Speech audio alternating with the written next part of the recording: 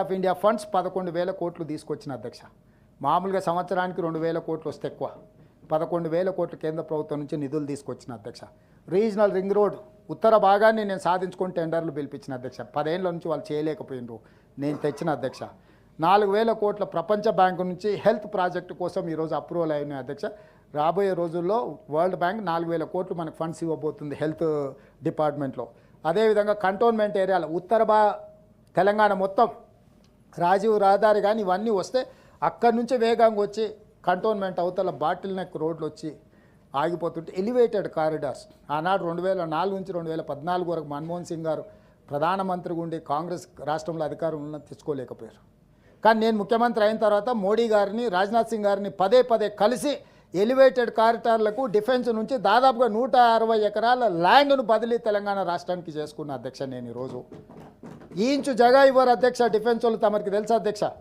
కానీ 160 ఎకరాలను ఒప్పించి మెప్పించి కేంద్ర ప్రభుత్వం నుంచి సాధించి ఈరోజు బాటిల్ నెక్గా మారిన ఉత్తర తెలంగాణకు రహదారులైన రాజీవ్ రహదారి కానీ షామీర్పేట రహదారులను అన్నిటిని కూడా ఈరోజు ఓపెన్ చేసి ఎలివేటెడ్ కారిడార్లకు ఈరోజు అనుమతులు నేను తీసుకొచ్చిన అధ్యక్ష.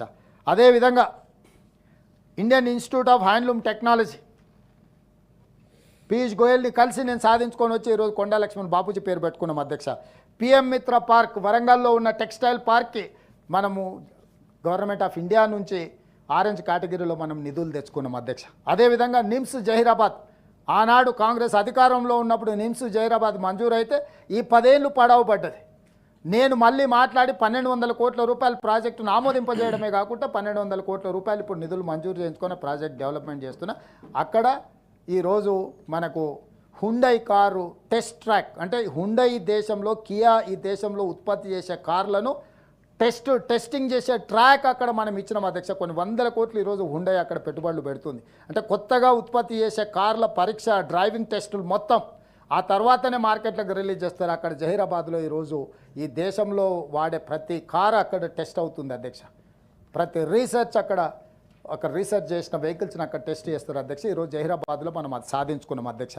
అదేవిధంగా పునర్విభజన చట్టంలో మీరు అందరు కొట్లాడి రైల్వే కోచ్ ఫ్యాక్టరీ కాజీపేట పెట్టించారు కదా అధ్యక్ష. 10 ఏళ్ళు సాధించలేకపోయింది కదా.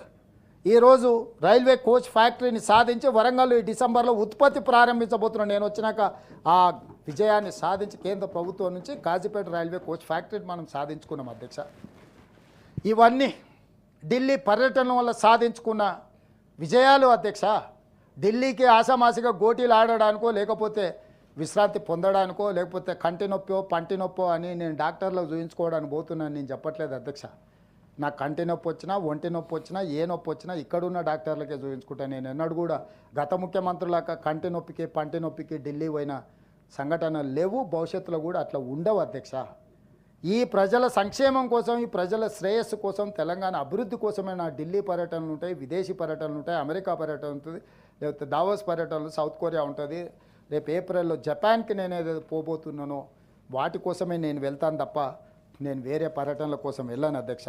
దాన్ని కూడా ఎటకారం చేసి ఢిల్లీకి వెళ్తున్నాడు అని మాట్లాడుతున్నారు అధ్యక్ష. నేను ఢిల్లీలో ఎవరు కాళ్ళు చిక్కట్ల పట్టుకోవడానికో కేసులు ఎత్తేయించుకోవడానికో లేకపోతే మేము చేసిన లిక్కర్ దందాల నుంచి తప్పించుకోవడానికి మేము ఢిల్లీకి వెళ్తలేము అధ్యక్ష.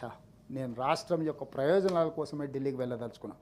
అదేవిధంగా ఈ మధ్యలో చాలాసార్లు ఆర్థిక మంత్రిగా పనిచేసిన హరీష్ రావు గారు పదే మీరు 1,52,000 కోట్ల రూపాయలు అప్పులు చేసిరు 15 నెలల్లో అంటుండే అధ్యక్ష. నేను లెక్క చెప్పదలుచుకున్నాను అధ్యక్ష తమరి ద్వారా.